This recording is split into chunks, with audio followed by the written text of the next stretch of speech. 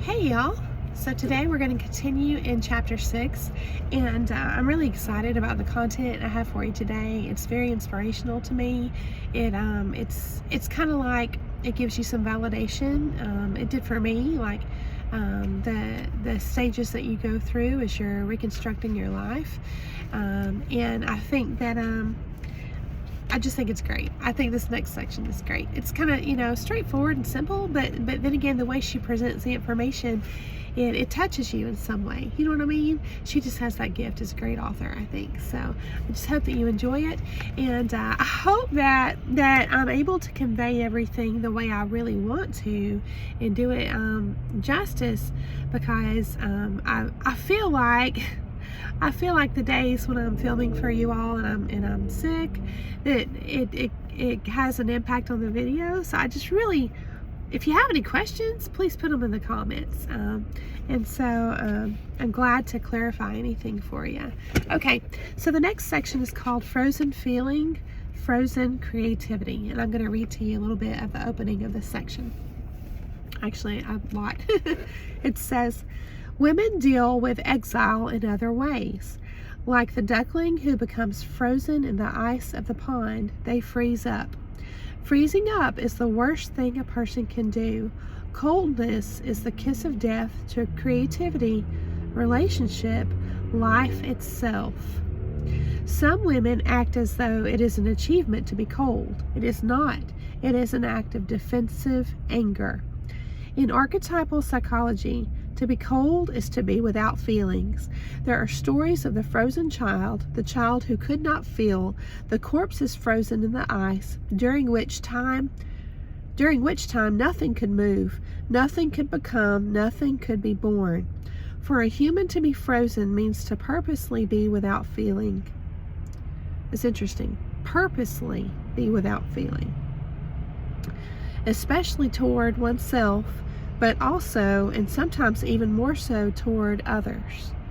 While it is a self-protective mechanism, it is hard on the soul psyche, for the soul does not respond to iciness, but rather warmth. An icy attitude will put out a woman's creative fire. It will inhibit the creative function. This is a serious problem, yet the story gives us an idea. The ice must be broken and the soul taken out of the freeze. When writers, for example, feel dry, they know that the way to become moist is to write. But if they're locked in ice, they won't write.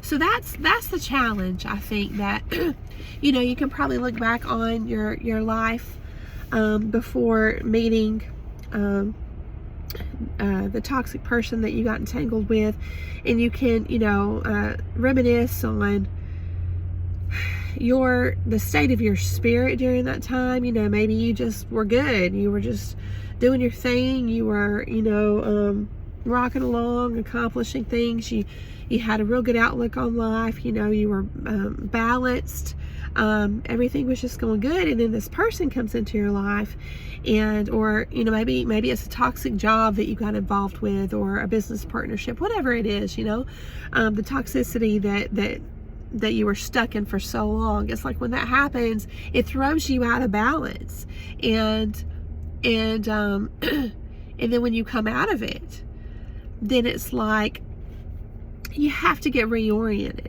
You know what I mean? And that's a process to find yourself again, to find your footing again. And I love how she's talking about getting frozen.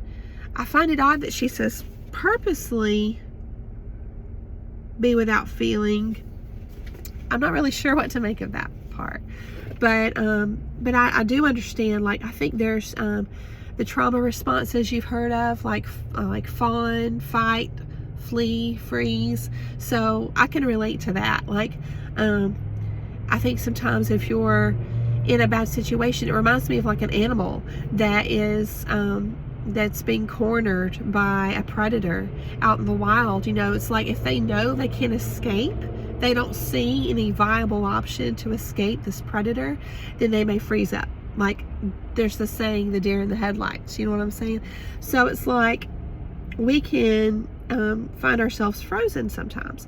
And I think that this becomes almost just our our new basis, psychically, mentally, maybe even emotionally, almost like you become numb.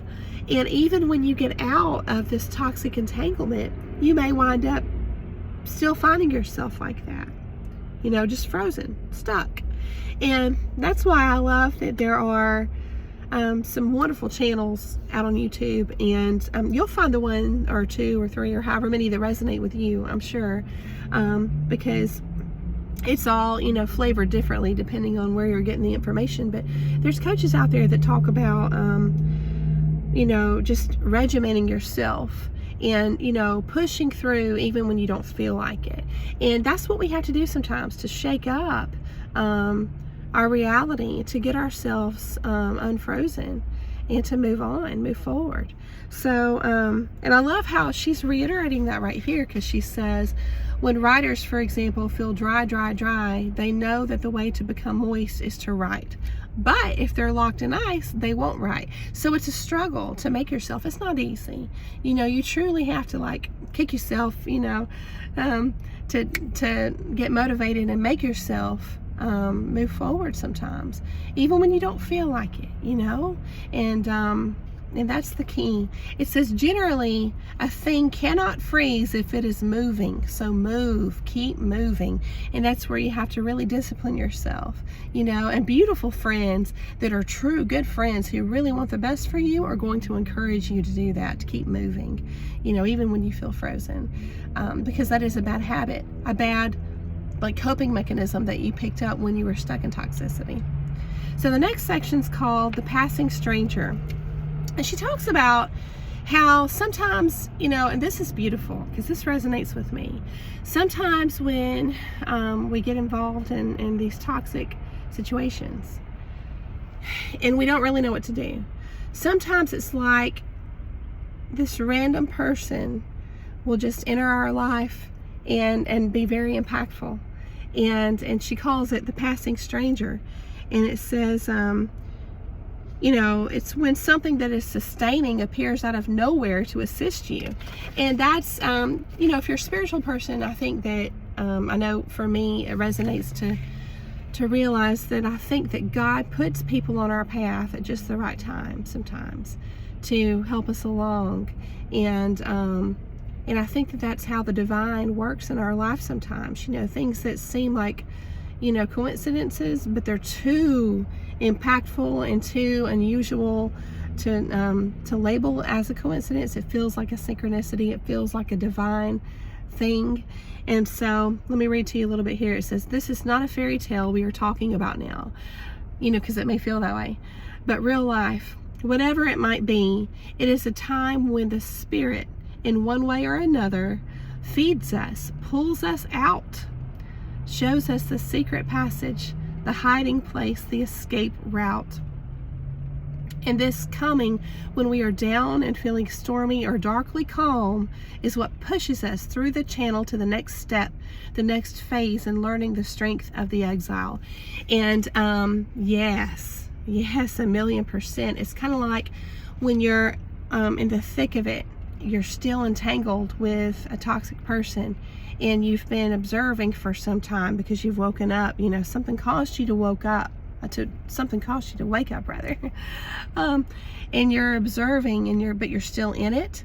It's like you don't really know what to do, and you don't sometimes see a way out. You got to consider things like safety and timing with regards to safety and all these things to consider. But yet, deep down, you got to get out, you got to do something, and then you don't see a way, but God will make a way, and if you've never seen my channel before, I am a spiritual person, obviously, and I totally respect if you're not, so I'm not trying to push anything on you, but I am going to share with you through my lens, because we all have different lenses, but I believe God will make a way, and it's kind of like, when she says, it's a time when the Spirit, in one way or another, feeds us or pulls us out or shows us the secret passage, the escape route. Yes, sometimes, it's like you don't see, your way out, but it's like immediately in the moment, the Spirit moves you. And the Spirit makes a way. And even if you don't understand it all, sometimes we understand things in hindsight. That's the magic of it. And sometimes we get confirmation that something was a divinely orchestrated thing. When we do look at it in hindsight, we can see, the dots connecting. It's just really cool like that, And it reminds me of the old YouTube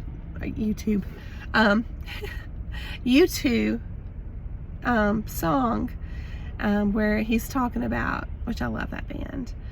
It's from back in the day. But he's talking about the Spirit moves in mysterious ways. Yes, that resonates with me. So the next section is exile as boon. If you have attempted to fit whatever mold and failed to do so, you are probably lucky.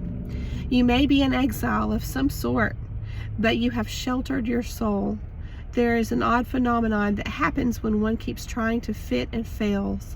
Even though the outcast is driven away, she is at the same time driven right into the arms of her psychic and true kin.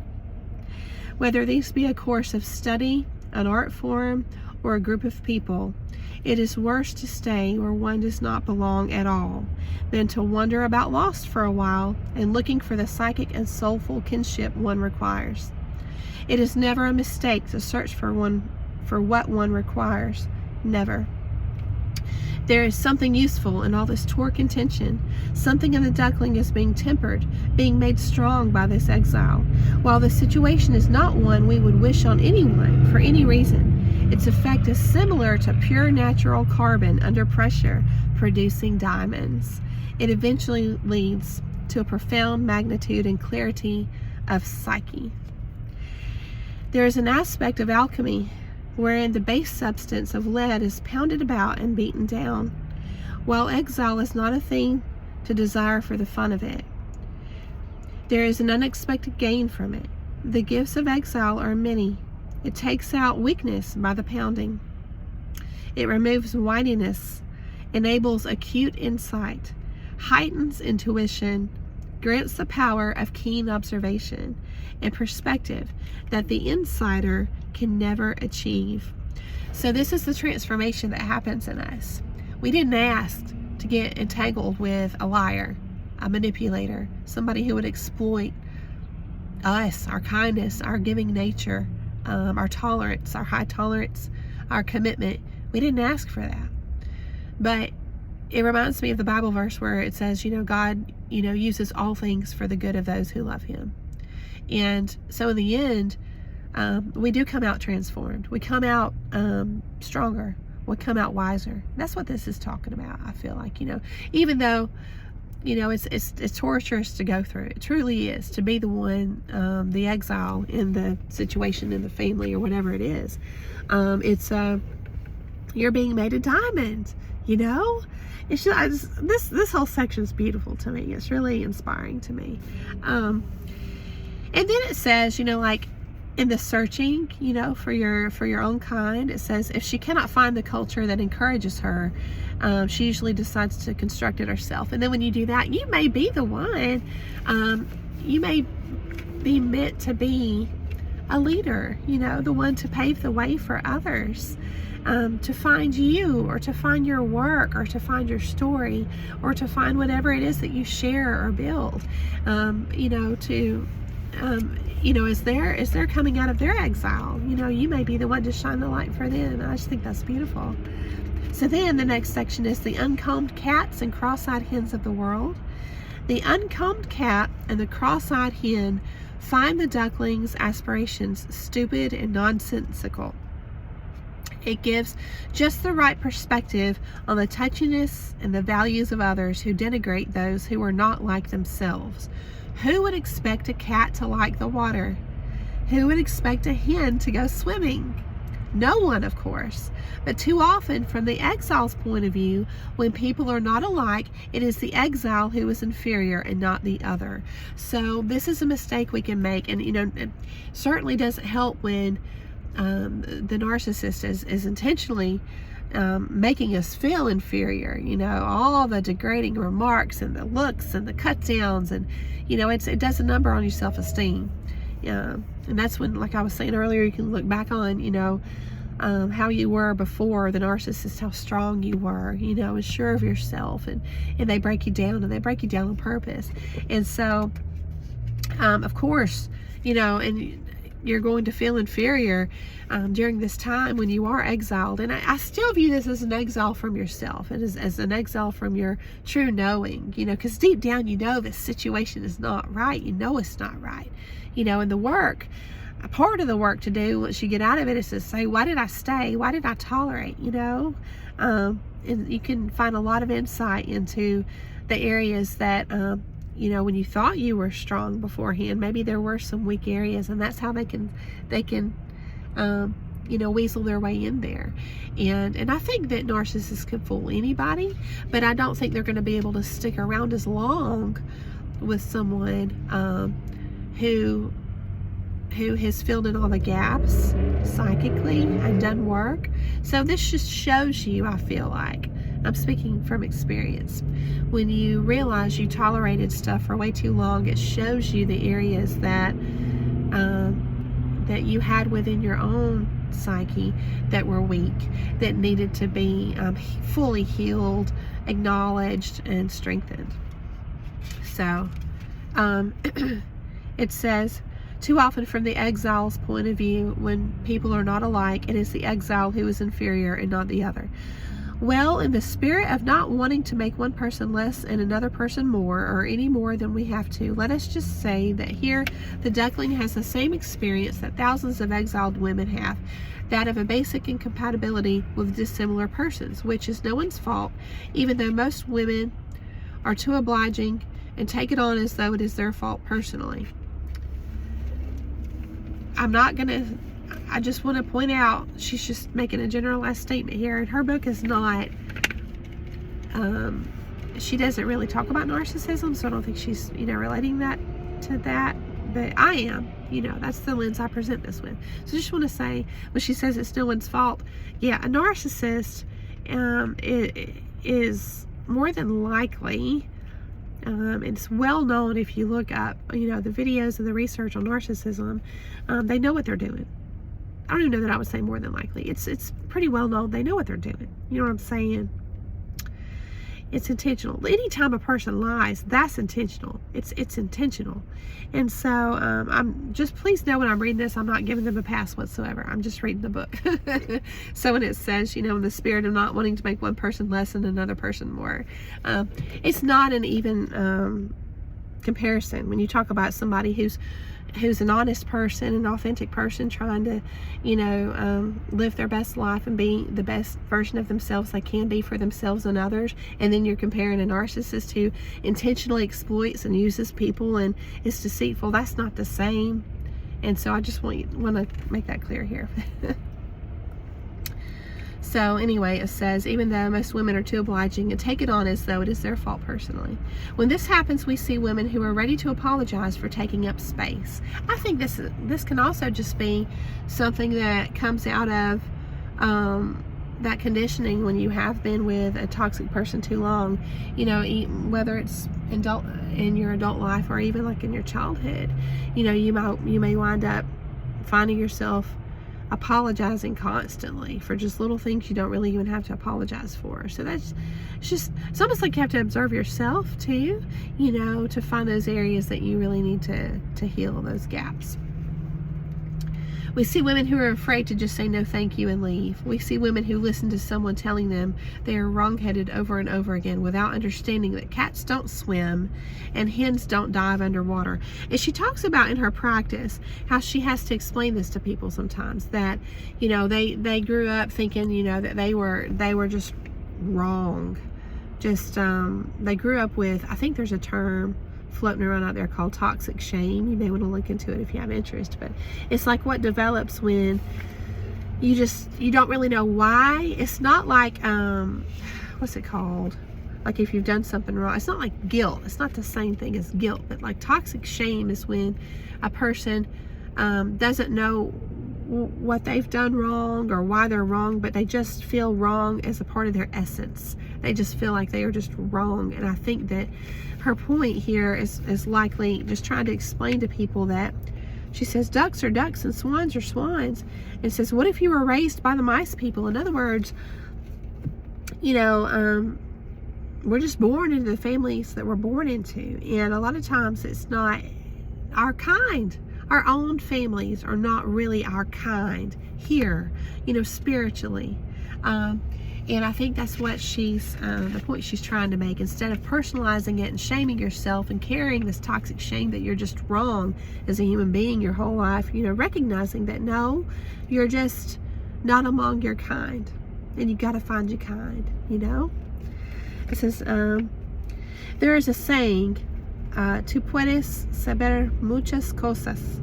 You can know about things, but it is not the same as sentido, possessing sense. The duckling seems to know things, but he has no sense. He is unmothered, meaning untaught at the most basic level. Remember, it is the mother who teaches by expanding upon the innate talent or instinct of the offspring. Animal mothers who teach their offspring to hunt are not exactly teaching them how to hunt, for that is in their bones already. It's just like layers of knowing, of learning and knowing. This is really cool. But they are teaching them what to watch out for, what to pay attention to. Those things are not known to them until the mother shows them, thereby activating new learning and innate wisdom. It is the same for the woman in exile. If she is an ugly duckling, if she is unmothered, her instincts have not been sharpened. She learns instead by trial and error, usually many trials, many errors. But there's hope, for you see, the exile never gives up. She keeps going till she finds the guide, the scent, till she finds the trail, till she finds home. And this just reminds me of something I've heard recently, which is believing versus knowing. And you can relate that to a lot of things. Spirituality, you can believe, and then you can know. And a lot of times when you go through this stuff with a narcissist, and you realize darkness is real and evil is real, it brings you up close and personal with the spiritual world, and you no longer question that anymore. You just know. You see God moving in your life. You see how the darkness operates firsthand. It shifts from believing to knowing. And then here, believing versus knowing is like, like she says, the wolf pups know, or they have in their instincts to hunt. So that's like the belief, like they think they can. It's like a young person, who thinks that they can take on the world and do it all, thinks they know it all, you know what I'm saying? And they get out there, but they haven't had that extra layer, that extra level of guidance from an elder to say, now hang on a second, before you run out there and think you know everything, here's some really, really important things. It's like that next level. And then when you take both together, that instinct, that plus the wisdom from the elders, and you get out there, then you're not naive. You're not operating so naively. You have that. And then when you put it in action, it's, what you know. And to me, it coming up close and personal with the things even that an elder may teach you through your experiences. That's what I mean by coming up close and personal. Executing it in life and seeing, okay, this is real and true and right, and they know what they're talking about, then you know. But you want to operate with that extra layer. You want to truly take to heart, the information that comes to us. It's a blessing, really, through those who have lived it, through those who have made the mistakes. So it says, though a woman may look scattered when she has lost touch with the life she values most and is running about trying to recapture it, doesn't this resonate after, like I was talking about earlier, you just get so knocked off your feet when you're with a toxic person for so long. You have to get grounded again. So let me start this again. Though a woman may look scattered when she has lost touch with the life she values most and is running about trying to recapture it, she is most often gathering information, taking a taste of this, grabbing up a paw of that. At the very most, one might briefly explain to her what it is she is doing. Then let her be. As soon as she processes all the information from the clues she's gathered, she'll be moving in an intentional manner again. So I'm going to go ahead and wrap this up out of the book for today. I think we can probably wrap up chapter 6 in maybe one more video, possibly 2. There's one long section at the end of it, so we'll see. Because I'm not reading ahead. I want everything to be fresh on my mind when I'm sharing it with you all. But I love how she's talking about moving forward in an intentional manner again, because I want us to take that. I thought that was a beautiful way to end this this presentation for you all and for me as we're entering the new year, because that's so important to be intentional. Because what happens is, being with this toxic person for so long, and they get you off center, like we've talked about, they get you off your footing, and you're just frozen possibly, and you have to find yourself again. And I view this as not necessarily going back to the person you were before you met this person and got entangled. That's part of it, I think. But I think there's another layer to that, kind of like that refining that comes from, when you receive beautiful, important information from, wise elders. It's kind of like this next level of you that comes from being put through that fire, being tempered, going through that process, like making you into a diamond. So not only are you going to be as strong as you were before this person or situation, you're going to be more. You're going to be better. You're going to be ideally the best version of yourself that you can be. And I think that's a beautiful thing to set our sights on for the new year. And every day is a new start too. I just want to say that. And always give yourself grace. We're always going to be imperfect. We're never going to reach perfection. And that's beautiful, because that sets us up for the opportunity to connect with the divine, to help us along. We're meant to live in partnership with the divine. We're not meant to just know it all and be able to do it all on our own anyway. And also I believe in the divine design of the masculine and feminine. And of course, you can live a beautiful and fulfilling life independently. But if you choose to find that partner, I hope that you can. And I just want to encourage you that, stepping into the new year with intention is going to make all the difference. And that's going to mean sometimes that you have to execute that internal mother in your psyche, to give you that guidance and that love, even that tough love that maybe you aren't getting from people in your life, your family or your friends, because maybe your family and your friends don't necessarily want the best for you, and you don't realize it. They may say they do, but they may be narcissists too, and you don't even know it. They may say they want it for you, but really they don't, because they don't want you to outshine them, so you have to keep things like that in mind. The people that are influencing you, that you feel like are your confidants, that you feel like have your best interests at heart, they may not. So consider that internal mother that we've talked about here in this chapter. Becoming, it's like, I think there's a term called reparenting, like becoming your own parent. Like, how would you parent yourself? Viewing yourself as your inner child, and how can I set my intentions for my life through actions, through regimenting, through the choices I make every day, so that I am doing what's best for me and others that matter to me. And so living with intention, that's what that means. Being intentional about your mindset, about your actions, about what's going to produce something that at the end of the day, you don't feel like you've wasted your day. You feel like you've, accomplished something. You feel like you're proud, that you spent your day well. And so I hope that this has been encouraging for you. I hope you have a beautiful, happy new year.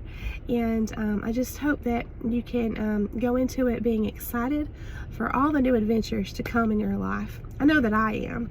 And I just hope you guys have enjoyed this presentation. And I will see you soon in the new year. Take care.